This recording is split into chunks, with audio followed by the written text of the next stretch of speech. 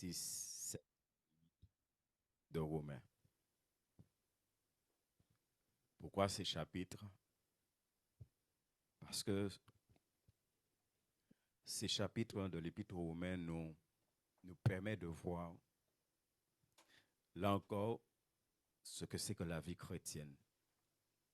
Ce que Dieu a fait pour nous, ce que Dieu a fait en nous et ce que Dieu attend de nous.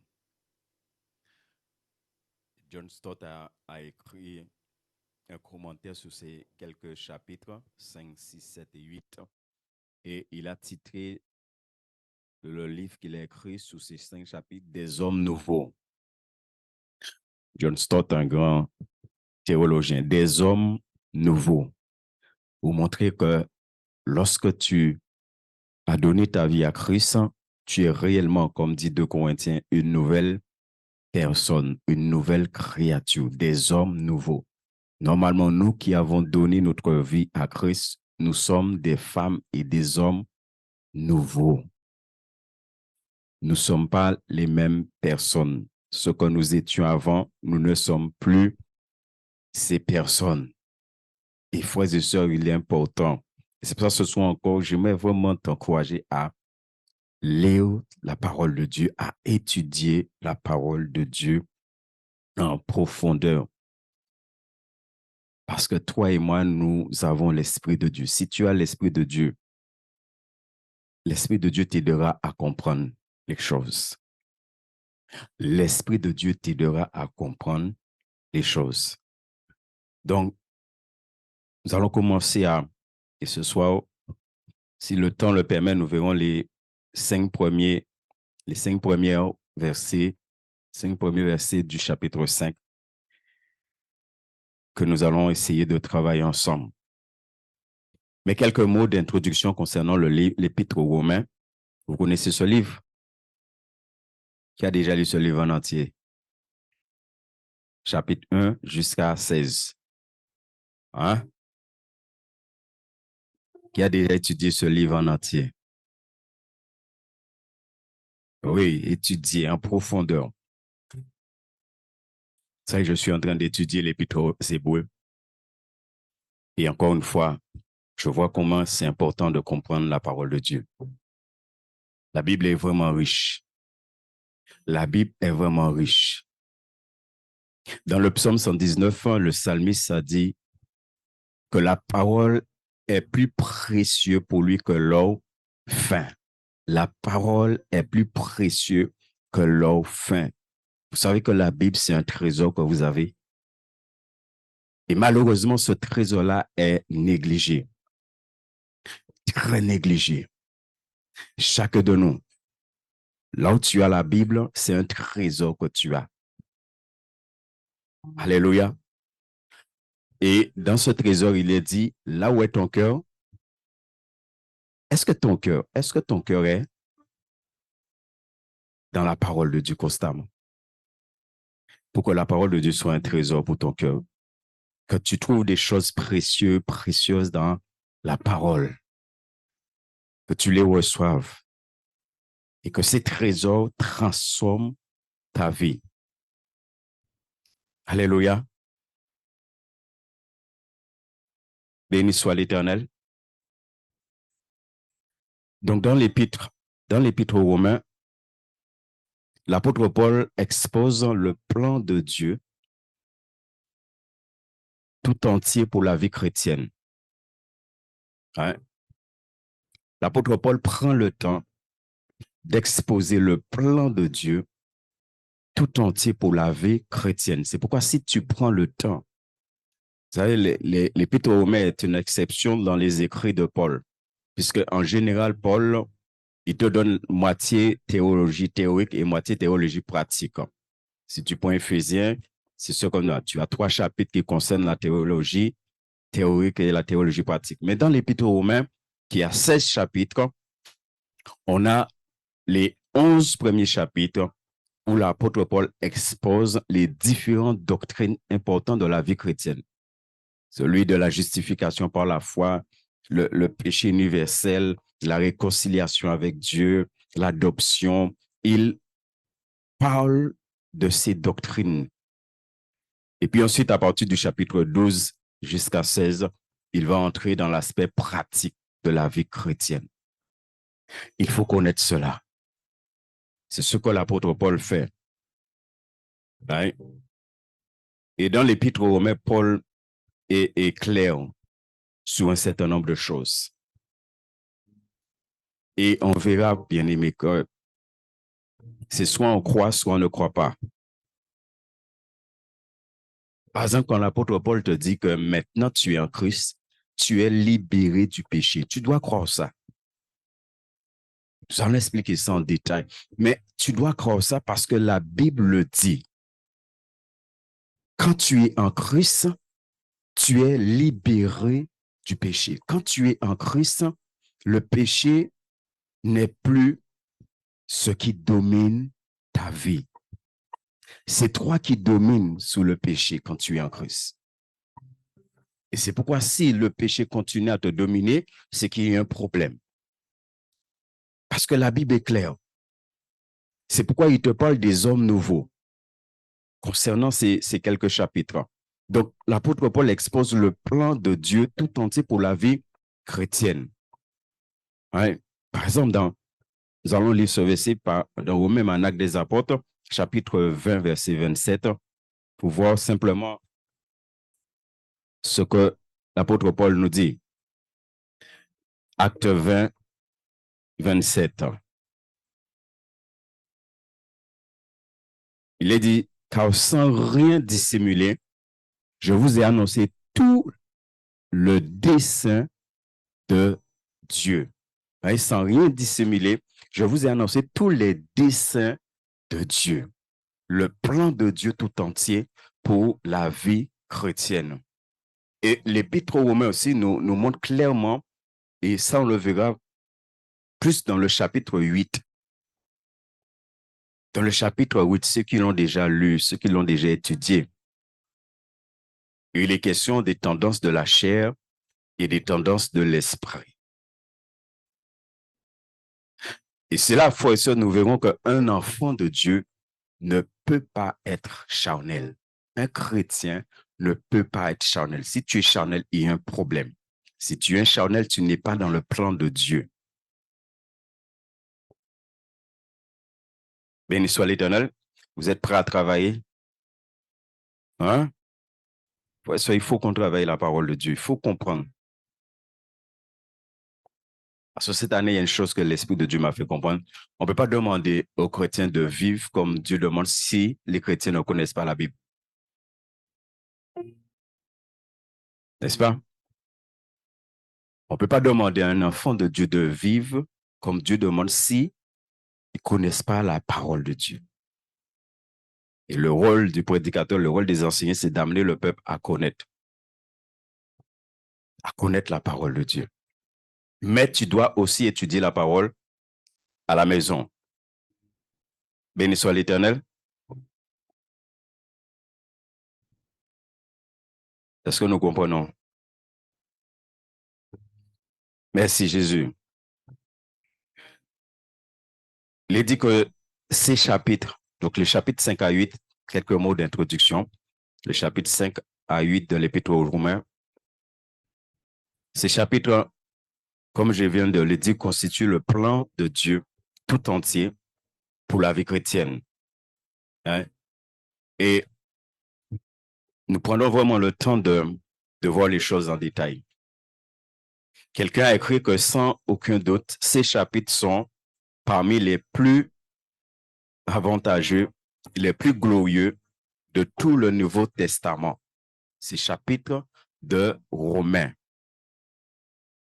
Et c'est vraiment merveilleux lorsqu'on comprend ce que ces quelques chapitres nous enseignent en profondeur concernant la vie chrétienne.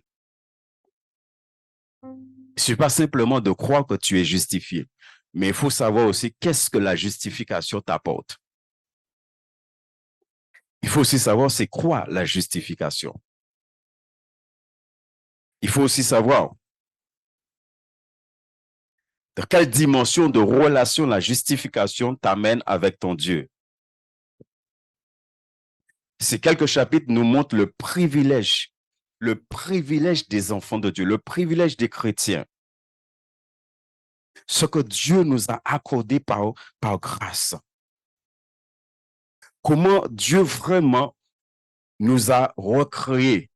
Éphésiens 2 nous parle de ça, que nous avons été créés en Christ. Mais ces chapitres nous montrent comment Dieu nous a vraiment recréés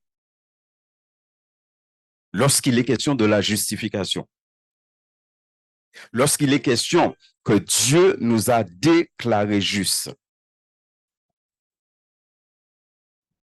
Et bien aimé, c'est vraiment important parce qu'on parle de cela. On dit qu'on est justifié en Christ, mais ça t'amène à quoi? Qu'est-ce que ça a changé dans ta vie?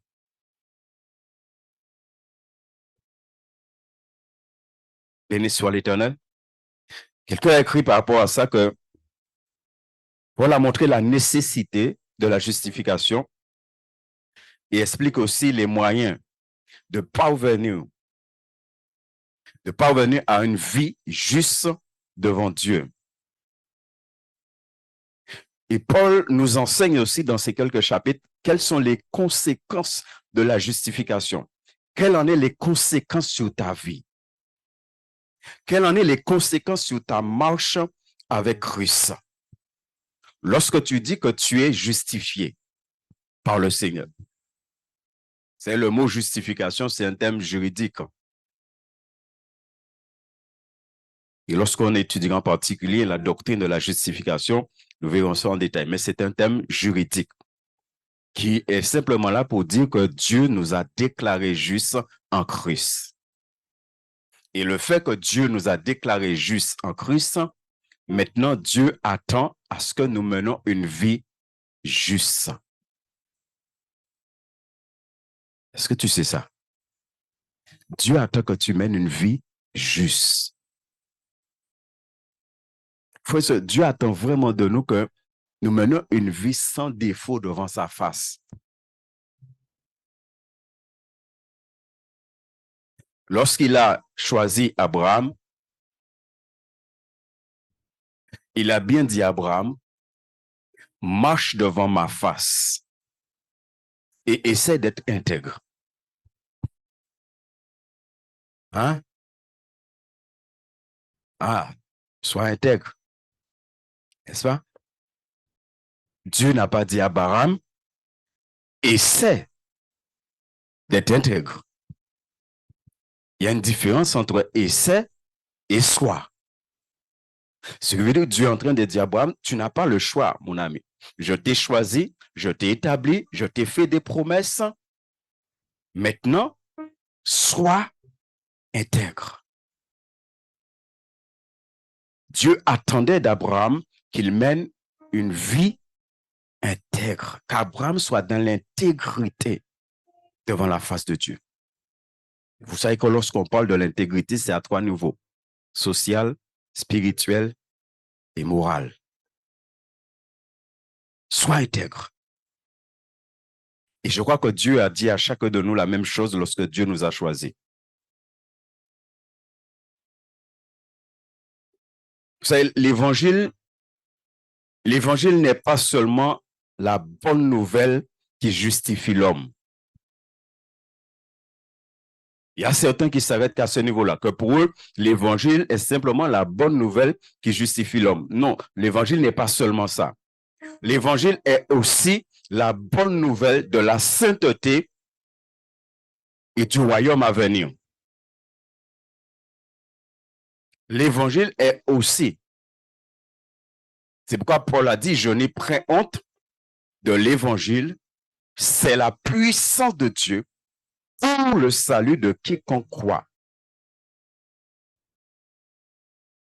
Donc l'évangile, ce n'est pas simplement la bonne nouvelle qui donne la justification, qui permet à l'homme d'être justifié. Mais l'évangile est aussi la bonne nouvelle de la sainteté. L'évangile est aussi la bonne nouvelle qui amène l'homme à vivre dans la sainteté devant la face de Dieu. C'est aussi ça l'évangile. Donc si tu acceptes l'évangile uniquement dans le fait d'être justifié et pas aussi que tu acceptes l'évangile pour être dans la sanctification, il y a un problème. Et c'est pourquoi Jésus a dit, Père, sanctifie-les par ta parole. Donc, Dieu ne justifie pas simplement par sa parole, mais Dieu sanctifie aussi. Tu n'es pas simplement justifié par la parole, mais tu es aussi sanctifié et tu es appelé à marcher dans la sanctification selon la parole. L'évangile est là pour ça aussi. Parce qu'il y en a qui pensent cela.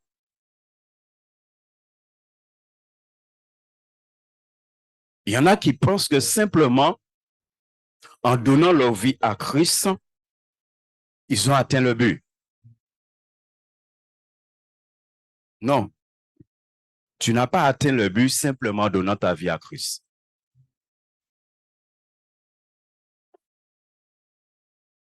Et ça, nous le verrons dans ces quelques chapitres. Parce que Paul prend le temps de détailler les choses. Quelqu'un a écrit par rapport à ça que par rapport aux gens qui simplement pour eux, lorsque ils ont accepté Christ, ils ont atteint le but. Il dit, ils font comme si pour eux, le chemin s'arrêtait là. Ça veut dire simplement d'avoir accepté Christ. Et qu'il n'y avait pas de suite. Non. Il y a une suite. Quand tu acceptes Christ, c'est pas fini. Il y a une suite. Et c'est la suite qui est importante. C'est la suite qui est importante. Béni soit l'Éternel. Nous allons faire lecture des 5 versets et ensuite voir les choses. Donc, Paul dit, étant donc justifiés par la foi, nous avons la paix avec Dieu, par notre Seigneur Jésus-Christ. C'est à lui que nous devons d'avoir eu, par la foi, accès à cette grâce, dans laquelle nous demeurons fermes, et nous nous glorifions dans l'espérance de la gloire de Dieu. Bien plus, nous nous glorifions même dans les tribulations, sachant que la tribulation produit la persévérance une fidélité éprouvée, et la fidélité éprouver l'espérance. Or, l'espérance ne trompe pas, parce que l'amour de Dieu est répandu dans nos cœurs par le Saint-Esprit qui nous a été donné. Alléluia. Et ma première question pour nous ce soir, est-ce que tu es en paix? On va voir un certain nombre de choses ensemble. Est-ce que chaque enfant de Dieu dans cette salle ce soir-là, tu es en paix?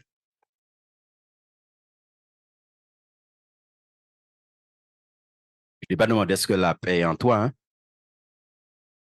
Je t'ai demandé est-ce que tu es en paix? Est-ce qu'il y a quelque chose dans ta vie? Est-ce qu'il y a une situation qui fait que tu n'es pas en paix?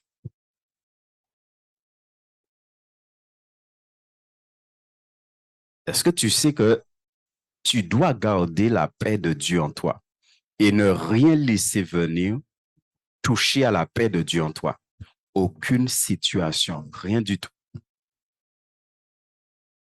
Ça, il y a ce verset concernant le mariage dans Corinthiens et concernant surtout si dans un couple, il y en a un qui se convertit et pas l'autre et que l'autre qui n'est pas converti donne des difficultés à celle ou celui qui s'est converti.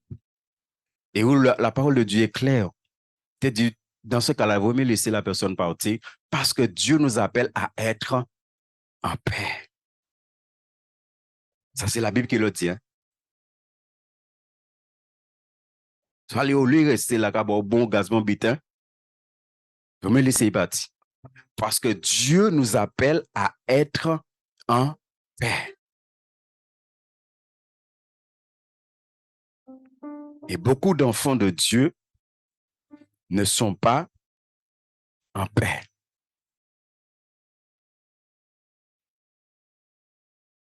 Béni soit l'Éternel. Ouais, Paul dit, étant donc justifiés par la foi, nous avons la paix avec Dieu. Donc, qu'est-ce que la justification amène? Hein? Et qui dit paix dit réconciliation. Nous sommes justifiés par la foi en Christ, ce qui veut dire que nous sommes réconciliés avec Dieu.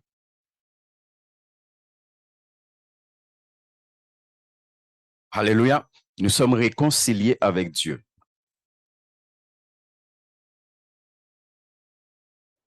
Donc, la paix avec Dieu, c'est la première chose que Paul est en train de traiter ici. Étant donc justifié par la foi, donc quand tu as accepté Christ et Dieu a décidé de te justifier, de te déclarer juste devant lui, toi qui étais autrefois ennemi de Dieu. La Bible nous dit, même par nos pensées, nous étions ennemis de Dieu. Tu étais ennemi de Dieu. Il y avait une inimitié qui était là. De ennemi, tu es devenu celui avec qui Dieu a fait la paix. C'est quelque chose que nous connaissons. Hein? Lorsqu'il y a la guerre entre deux peuples, à un moment, on dit qu'ils ont signé un traité de paix. Et que normalement, en théorie, ces deux pays-là, maintenant, ils peuvent faire un certain nombre de choses ensemble. N'est-ce pas? Normalement, en théorie. Mais on nous parle qu'ils ont signé un traité de paix. Et Dieu a fait une alliance avec nous. Et quand Dieu a fait alliance avec nous, dans cette alliance que Dieu a fait, il y a le fait maintenant de retrouver la paix.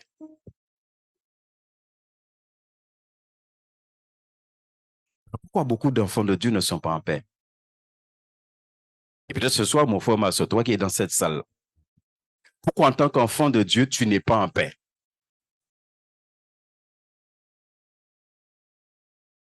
Est-ce que, on verra les choses par la grâce de Dieu, est-ce que parce que tu vis des choses difficiles, ça t'empêche d'être en paix? Si c'est le cas, il y a un problème. Oh. Si c'est le cas, il y a un problème.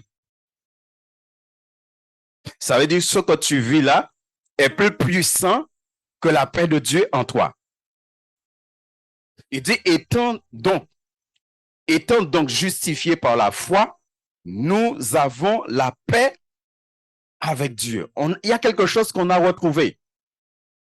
Dieu nous a justifiés pour nous amener dans une relation de paix avec lui.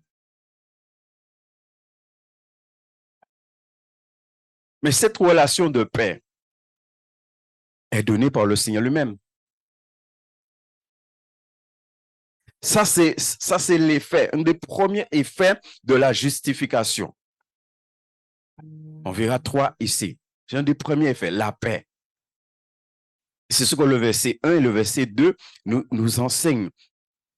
Les effets de la justification sur l'homme. Qu'est-ce que la justification amène dans l'homme? La justification amène la paix. Autrefois, ton âme n'était pas en paix. Ton âme était tourmentée. Tourmenté par des esprits impurs, tourmenté par le péché, tourmenté par toutes sortes de choses. Mais le jour que Dieu est intervenu dans ta vie, normalement, il y a la paix de Dieu qui est venue s'installer en toi. Ce qui veut dire que Dieu va accomplir quelque chose que le Seigneur Jésus a dit. Parce que le Seigneur Jésus a dit, je leur donne ma paix. Pas comme le monde donne. Et c'est vrai, le monde aujourd'hui, le monde peut être en paix, demain il n'est pas en paix. Pourquoi Jésus prend le temps de dire pas que le monde. C'est-à-dire que tu n'as pas la paix de Dieu en toi comme la paix qui existe dans le monde. C'est-à-dire qu'il y a une différence entre un chrétien et un païen dans le domaine de la paix. Alléluia. Ce qui veut dire qu'il y a une façon que le chrétien reçoit la feuille d'impôt qui est différente des gens dans le monde. Oh, pas répondre à oui, là, que c'est pas vrai.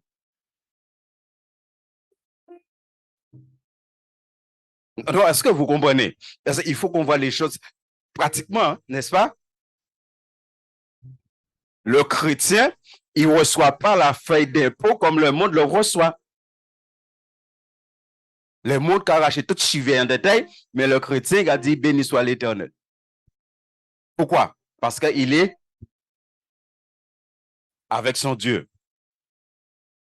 Oh, pour ceux qui paient les impôts là comme moi. Parce que comme j'ai déjà dit, moi, on m'a donné 2 ans seul coup. C'est un impôt quand même. C'est pas un impôt, taxe foncière. C'est bien ça, c'est bien un impôt. Non, mais Violette dit ça comme si ce n'était pas des impôts. 2 ans d'un seul coup. Il faut payer ta monde. N'est-ce pas? Mais comment tu reçois ça?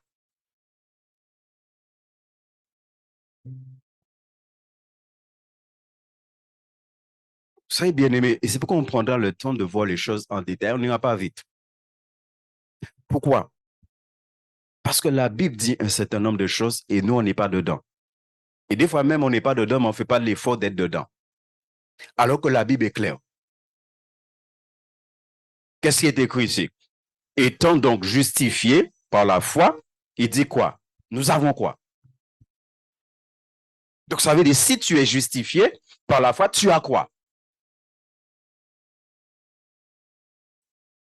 Donc si tu as la paix, toute situation, tu l'affrontes avec quoi? Comment tu affrontes toute situation? Tu affrontes toute situation avec la paix avec Dieu.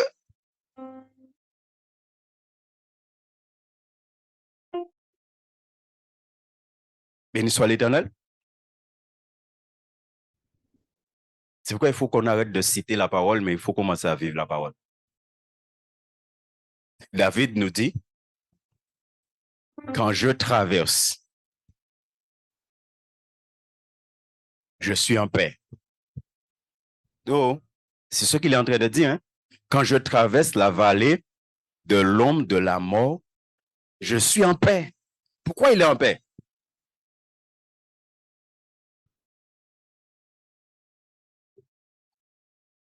Il est en paix parce que dans la vallée de l'ombre de la mort, il y a quelqu'un qui est là avec lui. Donc il est en paix. Il ne craint pas pour sa vie. Il est dans la vallée de l'ombre de la mort. Il est entouré d'ennemis, mais il est en...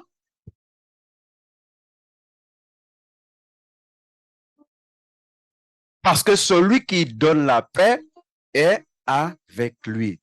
Quand il dit ta roulette et ton bâton me rassure, me donne la paix.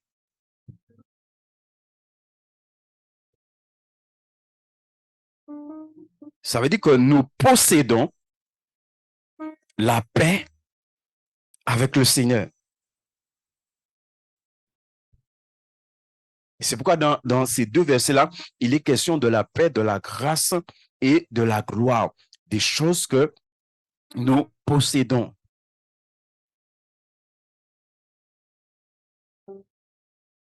Et la paix, la grâce et la gloire, ce sont 3 étapes dans la vie du croyant, du chrétien. Tu as la paix, tu as la grâce et tu as la gloire. La paix t'amène à vivre la grâce. Et la paix et la grâce t'amènent à hériter la gloire. C'est la paix et la grâce qui vont t'amener à être dans la gloire. Puisque la gloire, c'est futur. La paix, c'est quelque chose que tu reçois instantanément lorsque Dieu te justifie. Tu l'as reçu. Et la paix maintenant t'amène à vivre dans la grâce de Dieu. Il est important de comprendre ça. Donc, la paix, c'est l'effet immédiat de la justification dans le cœur du croyant. La paix de Dieu vient habiter en toi. Parce que Dieu sait que sans ça, il n'y a pas de vie chrétienne possible. On connaît ce verset de Jésus. Que votre cœur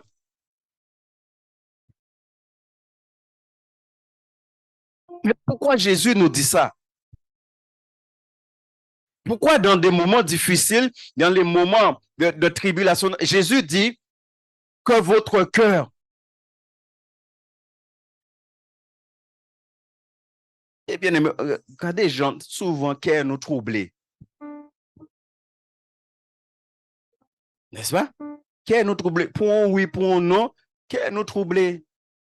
Et il dit que votre cœur, ça veut dire que ton cœur doit rester. Parce que si du cœur n'est pas troublé, pas cœur pas alarmé dans la, hein, ça veut dire que ton cœur doit rester. Comment tu fais ça?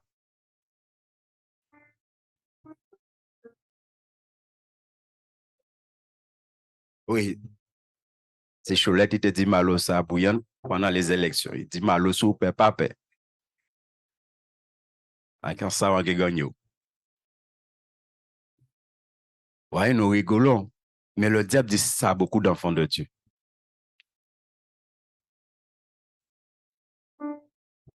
Parce que la paix nous amène dans ça aussi. La paix amène à dominer. Quand, c'est intéressant, quand David se trouve, David un tout petit, vous savez, David n'était pas grand, il était peut-être hauteur, moi. Peut-être il donne 2 centimètres en plus, mais bon. Mais quand David se trouve devant Goliath, comment était David? Goliath vient et Goliath caouclé. Parce que Goliath faisait au moins 2,50 m. C'était un géant. Et là, oui, David dit Goliath, bougan so pas paix. Goliath caouclé, Goliath habitait. Mais David, comment est David à ce moment-là? David, il est en. Pourquoi il est en paix? Pourquoi parce que la paix amène l'assurance. Pourquoi David sait qu'il va gagner Goliath?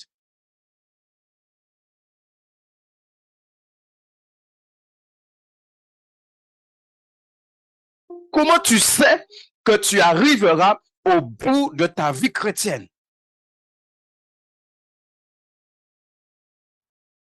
David sait il va vaincre Goliath. Parce que David dit Goliath une chose, je viens contre toi au nom de l'Éternel, au nom de celui. Parce que lorsqu'on a rapporté les choses à David, David dit, mais qui est qui m'y. Et frère David, regardez David, il dit, mais on a un problème d'état ou pas, ouais, mais David dit, mais qui est qui m'y. Monsieur, ça y est. Non, je ne sais pas si vous comprenez, frères et sœurs. C'est-à-dire, quand tu as la paix de Dieu, quel que soit le problème, c'est rien. Alors, pourquoi tu laisses le problème, entre guillemets, détruire la paix de Dieu en toi?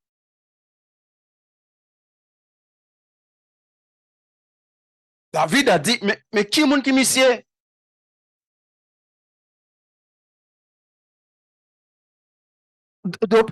pour gens occupés des cas, monsieur là. Et d'abord, moi, quand occupé des monsieur, est-ce que vous voyez là où la paix de Dieu amène quelqu'un? Ça veut dire qu'il occupé des monsieur, avant jour, il a fini là, ça finit. Ça finit. Ça veut dire ça, il peut inquiéter, quand mener tête à monsieur Bortal, en plus, ça lui a pour mettre un bel bit dans David même.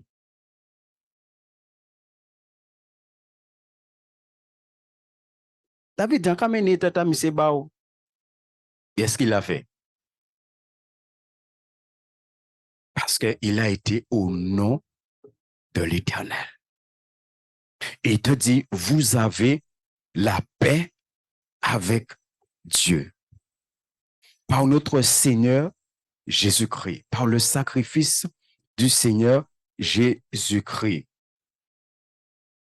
Dans le verset 10 du chapitre 5, il est dit, car si, lorsque nous étions ennemis, nous avons été réconciliés avec Dieu par la mort de son Fils, à bien plus forte raison, étant réconciliés, serons-nous sauvés par sa vie. Serons-nous sauvés par sa vie. Le mot sauver ici, ce n'est pas simplement aller dans l'éternité avec le Seigneur, ce n'est pas simplement recevoir le salut, mais le mot sauver a un sens général. Ça veut dire, quel que soit ce que tu vis, Dieu va te sauver. Ce qui veut dire, le mot sauver ici a le sens de délivrance. Il va te délivrer. Mais toi, tu as besoin de rester pour que Dieu puisse te délivrer.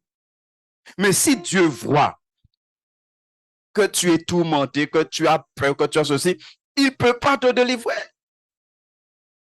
Pourquoi? Parce que tu manques de confiance en lui, parce que lui, il t'a dit, reste. Vous comprenez pourquoi il y a des enfants de Dieu qui ont vraiment une relation avec Dieu. Lorsqu'ils rencontrent des choses difficiles, lorsqu'ils rencontrent des choses, ils vont prier. Dieu leur dit simplement, reste en paix. Et quand le Seigneur t'a dit ça, tu restes en paix. Après, tu vois le Seigneur agir pour toi. Parce qu'il t'a dit reste en paix et tu restes en paix. Mais des fois, même la bonté dit reste en paix, on peut agiter quand même. Ça veut dire à ce moment-là, tu ne te rends pas compte que vous voulez faire biter en place à bonté. Parce que là, il dit reste en paix, ça veut dire toi, ciseaux là, moi, qui occupé de ça. Bon. C'est ce que ça veut dire reste en paix. Reste en paix, ça veut dire ciseaux là. Et moi, qui occupé des situations là pour. Mais vous, là, qui agitez ou qui habitez.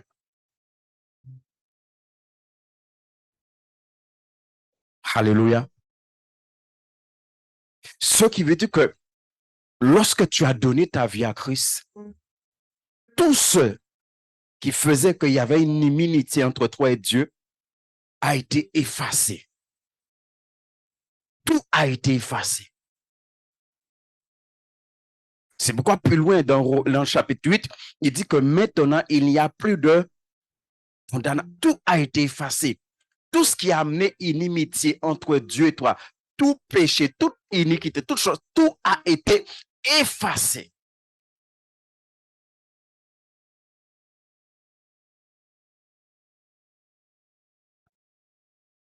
Béni soit l'Éternel. Verset 2. Est-ce que tu as compris la paix de Dieu? Ce qui veut dire bien-aimé, on a le verset 2. Lorsque tu ne restes pas dans la paix de Dieu, tu es dans la désobéissance. Tu es dans la désobéissance. Vous savez, le problème avec la vie chrétienne, c'est que nous nous basons beaucoup sur la chair et pas sur l'Esprit de Dieu qui est en nous. C'est pourquoi il y a des choses, on dit, ah, mais c'est normal. Quand tu regardes bibliquement, ce n'est pas normal, mais nous disons c'est normal. Oui, on est dans la chair, on est ceci, on est cela. Je prends un exemple simple. Un exemple simple, qu'il n'y a personne ici qui est dans ça, l'inquiétude. Hein? Il n'y a personne ici qui connaît ça, l'inquiétude, voilà, on ne s'inquiète jamais.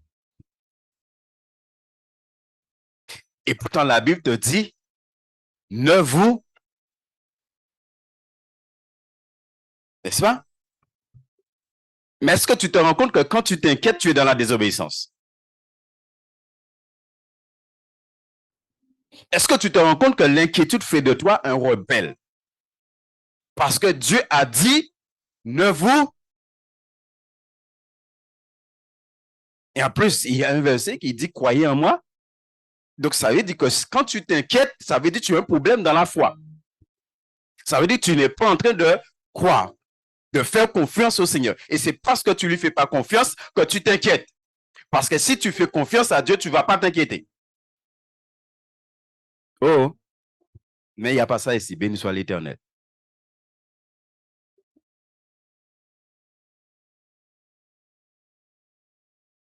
Est-ce que nous comprenons et c'est ça le problème, bien aimé. La Bible dit un certain nombre de choses, mais nous, des fois, nous venons, nous disons le contraire. Et on ne rentre pas dedans.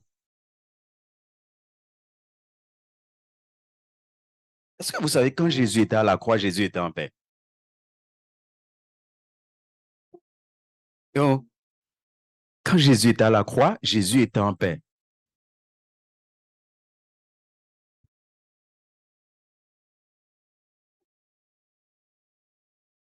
Ça veut dire que tu ne dois rien laisser venir te perturber dans ta relation de paix avec ton Dieu.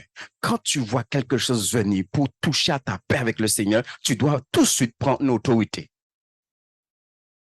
Tu dois tout de suite prendre autorité. Mais là aussi, ce n'est pas l'évangile qui a été enseigné aux enfants de Dieu. Parce que comment la Bible dit quelque chose et nous, on n'est pas dedans. Est-ce que Dieu ment?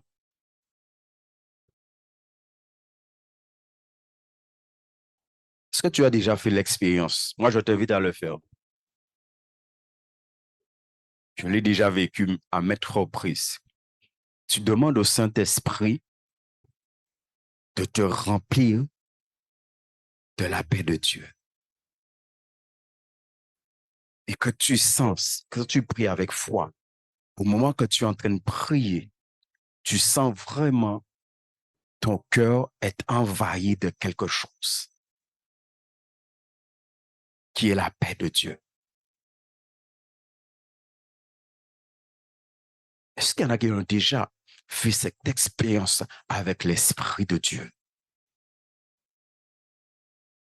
Est-ce que tu as déjà fait l'expérience quand tu vis quelque chose de difficile, demander au Saint-Esprit de te remplir de la paix du Seigneur? Et que tu ressens en toi que le Saint-Esprit est en train d'accomplir la prière, d'exaucer la prière que tu as faite. Il te remplit de la paix de Dieu.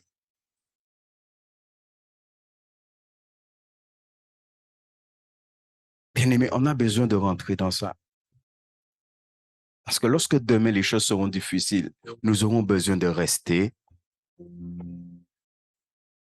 Verset 2. C'est à lui que nous devons d'avoir eu par la foi accès à cette grâce.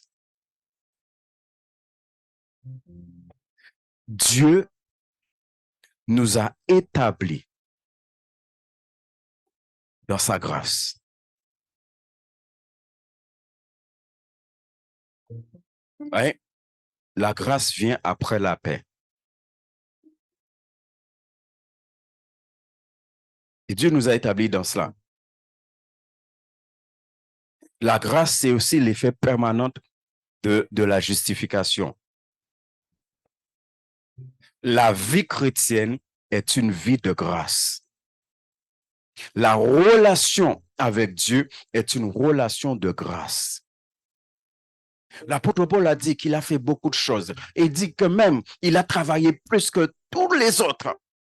Et il prend le temps de rajouter, pas moi, mais la grâce de Dieu. C'est la grâce de Dieu qui l'a amené à faire tout ce qu'il a fait.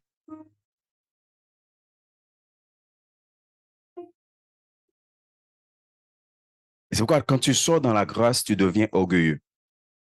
Parce que tu penses que c'est toi qui fais. tant que tu es dans la grâce amène à être un serviteur, une servante remplie d'humilité. Donc, ce qui nous est dit ici, c'est que nous avons accédé à la grâce de Dieu par la justification. La justification, c'est ce qui nous a permis, c'est ce qui nous permet d'accéder, d'avoir accès à la grâce de Dieu. Sans la justification, tu ne peux pas avoir accès à la grâce de Dieu. Une fois que tu as été justifié, maintenant, tu as la porte est grand ouverte, la porte de la grâce. Et c'est pourquoi tu rentres dans une relation de grâce avec Dieu. Le Seigneur Jésus a dit, vous avez reçu grâce sur grâce. Ça veut dire que vous avez reçu la grâce en abondance. La justification amène la grâce en abondance. Voyez, encore une fois, ce n'est pas simplement de dire que nous sommes sauvés par grâce. Beaucoup disent qu'ils sont sauvés par grâce, mais ne vivent pas la grâce.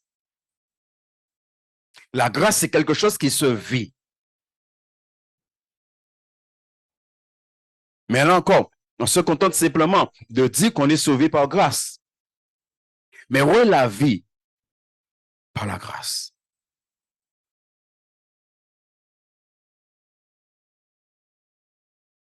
Et c'est le Seigneur Jésus-Christ. C'est lui qui nous a fait pénétrer dans ce lieu où règne la grâce de Dieu. Vous savez, la grâce de Dieu, c'est la bienveillance divine qui est sur nos vies à tout moment, à tout instant. La bienveillance divine de Dieu. La grâce de Dieu, ça veut dire que Dieu est bienveillant à notre égard, à tout moment, à tout instant. C'est pourquoi à tout moment, à tout instant, la grâce coule sur nous.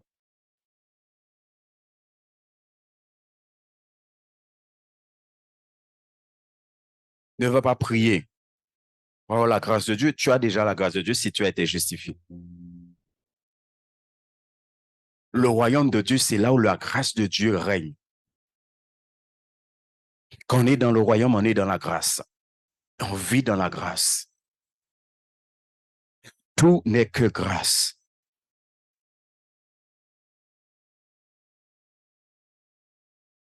Et lorsque tu es entré dans cette grâce-là, tu as besoin de rester.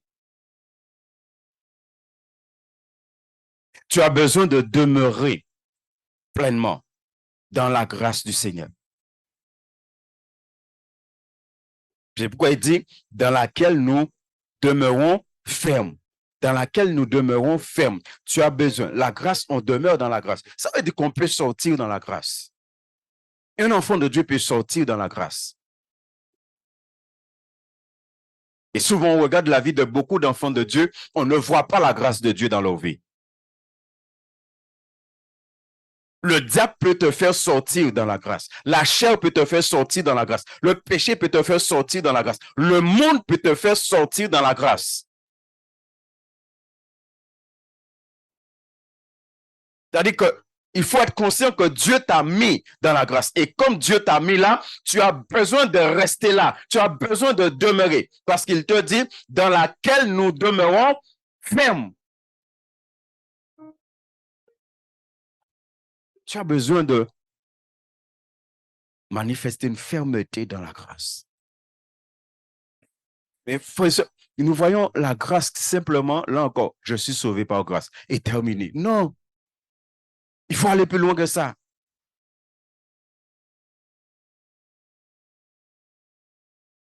Oui, il faut aller plus loin que ça.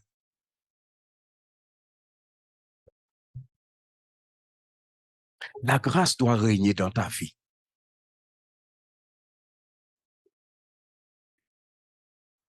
La grâce doit régner dans ta vie. C'est pourquoi après, quand tu viens et tu es en train de bénir Dieu pour sa grâce.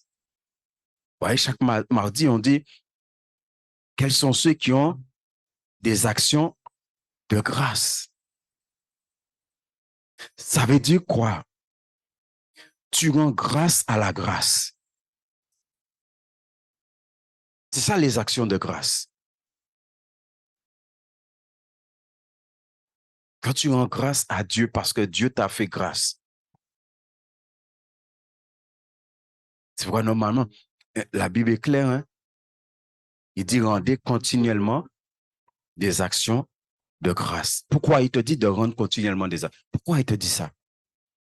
Pourquoi il te dit de rendre continuellement des actions de grâce? C'est parce que continuellement, la grâce coule sur toi. La grâce coule en toi. Et comme tu es en train de demeurer dans la grâce, il te demande maintenant de rendre grâce à Dieu. Continuellement.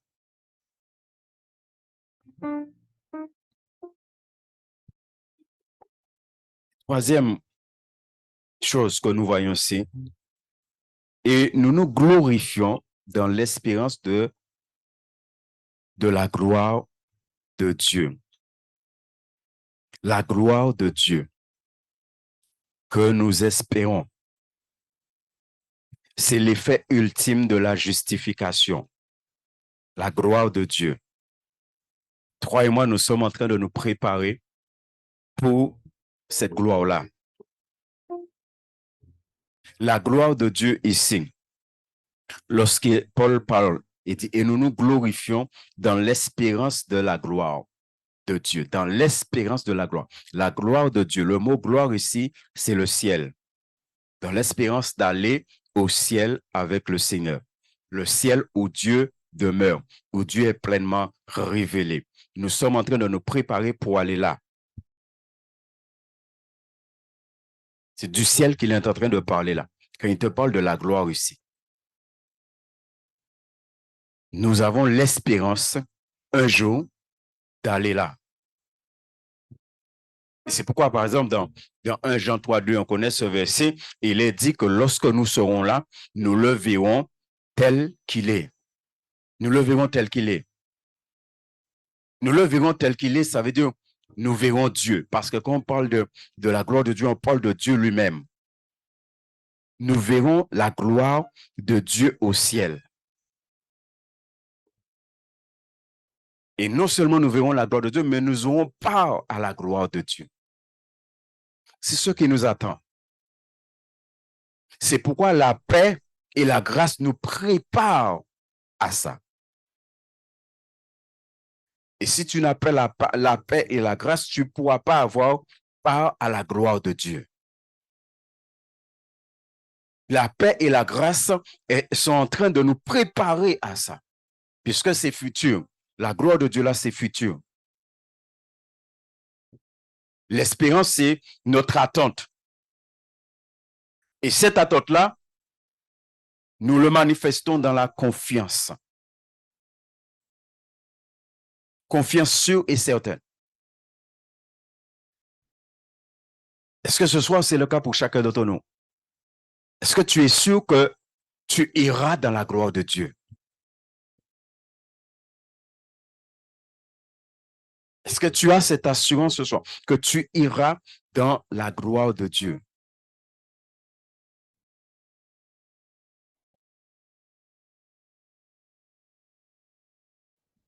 Bien-aimé, c'est pourquoi il est important pour nous maintenant vraiment d'étudier la parole de Dieu et de comprendre ce que Dieu nous demande au travers de sa parole, de comprendre qui vraiment nous sommes en Christ. Et donc, on a parlé de 3 choses ce soir. La paix, où tu en es avec ça? Où tu en es avec la paix? Trop d'enfants de Dieu ne sont pas en paix. Donc, tu as besoin de te remettre en question. Tu as besoin de revoir les choses. Et comme je dis, c'est que très souvent, nous acceptons les choses. Ça veut dire que c'est normal. Parce que je vis des choses difficiles, alors c'est normal que je ne suis pas en paix. Non, ce n'est pas normal. Ce n'est pas normal parce que ce n'est pas biblique. Pour que ce soit normal, il faut que ce soit biblique. Et comme ce n'est pas biblique, donc ce n'est pas normal. Donc, pourquoi nous acceptons ça comme quelque chose qui est normal? Que c'est normal qu'un enfant de Dieu, parce qu'il vit des choses, n'est pas en paix. Non, c'est pas normal. La deuxième chose, c'est la grâce. Comment nous sommes en train de vivre la grâce? Est-ce que la grâce abonde dans ta vie? Et troisième chose, c'est la gloire, l'espérance, la gloire. Comment tu es en train d'attendre cette vie de gloire dans le ciel avec ton Dieu? Comment tu es en train d'attendre cela? Parce qu'un jour, le Seigneur Jésus va venir nous chercher. Quelqu'un a dit concernant la gloire que le mot gloire nous porte ou porte nos regards vers un destin final. Et dit, nous verrons et nous refléterons la gloire de Dieu. Et que c'est ça l'objet de notre espérance, de notre attente.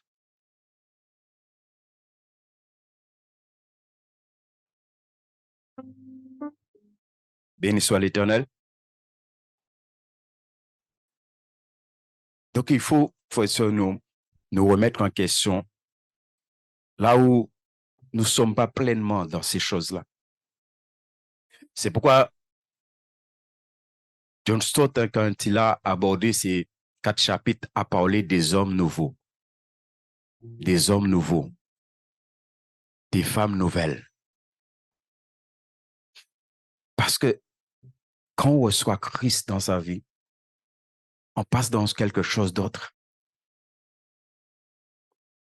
Et trop d'enfants de Dieu reçoivent Christ dans leur vie et continuent à mener la même vie qu'ils avaient avant de rencontrer Christ. Ce n'est pas normal, bien-aimé. Ce n'est pas normal du tout. Ce n'est pas normal qu'avant de connaître Christ, tu étais tout le temps tourmenté. Tu dis avoir accepté Christ dans ta vie, tu es toujours tourmenté tout le temps. Non. Bibliquement parlant, ce n'est pas normal.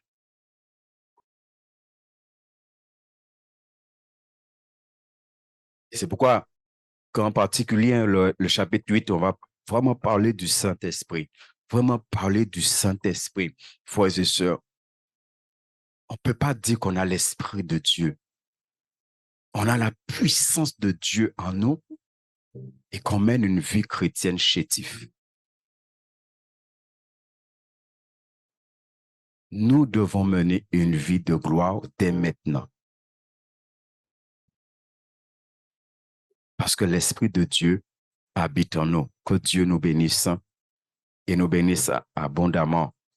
N'est-ce pas? Continuez à travailler cela. Le but, c'est que nous puissions vraiment grandir. Que nous puissions vraiment passer dans une autre dimension avec le Seigneur. Et que nous soyons des enfants de Dieu autres que ce que nous sommes aujourd'hui. Je le souhaite pour chacun d'entre nous, je le souhaite pour l'Église. Alléluia. Nous allons nous tenir debout, nous allons prier. Père, merci pour ta grâce, Seigneur. Merci pour ta parole, Seigneur. Et aide-nous à la comprendre.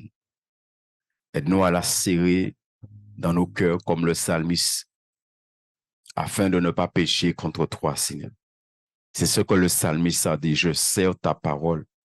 Je serre ta parole dans mon cœur, afin de ne pas pécher contre toi. Seigneur, tu vois là où nos vies est en décalage très souvent avec ta parole. Mais je veux prier aussi comme a prié David. Et David a dit de regarder là où ses pieds ont quitté le sentier de ta justice. Et David a dit de ramener ses pieds dans le sentier de ta justice. Ramène nos pieds, Seigneur. Ramène nos pieds, Seigneur, dans le sentier de ta justice, dans l'obéissance à ta parole, Seigneur. Père, ô Dieu de gloire, afin que chacun de nous, Seigneur, nous ayons cette vie qui te soit agréable, Seigneur mon Dieu. Père, que vraiment, Seigneur, ta paix, ta grâce dont nous avons parlé ce soir puisse abonder dans les vies, Seigneur. Tu vois, Père, ceux qui sont parmi nous. Tu vois, Père, ceux qui ne sont pas en paix, que le cœur ne soit pas en paix, que l'âme n'est pas en paix, Seigneur. Alors, s'il te plaît, Papa, je prie qu'il y ait une grâce qui descend ce soir, qui descend, Père. Et là où il y a le tourment, au nom du Christ Jésus, que tes enfants soient libérés, soient délivrés de tout tourment, Père, de toute inquiétude, toutes choses qui sont là, Père. Oh Dieu, qui empêche à tes enfants de vivre en paix, d'être dans la paix, Seigneur mon Dieu. Je prie, Père, que l'onction de ton esprit, Seigneur, agisse ce soir, Père, au nom du Christ, qu'il y ait une grâce qui soit libérée ce soir sur tes enfants, Père, parce que ta parole est proclamée. Et là où ta parole est proclamée, tu es dans ta main et tu agis selon ta parole. Alors, Seigneur, agis sous les vies ce soir. Agis, s'il te plaît, Père. Et ceux qui sont déjà dans cette dimension de paix, que tu leur donnes encore plus, Seigneur Dieu Tout-Puissant. Que tu leur donnes encore plus, Papa, dans le nom du Christ Jésus. Oh Dieu de gloire. Bénis, Seigneur. Bénis ton Père. Bénis chacun de nous, Seigneur. Et daigne jeter un regard favorable sur nous, sur le chemin du retour, Père. Garde-nous de tout incident et de tout accident, Père, au nom de Jésus de Nazareth. Amen. Béni soit l'Éternel.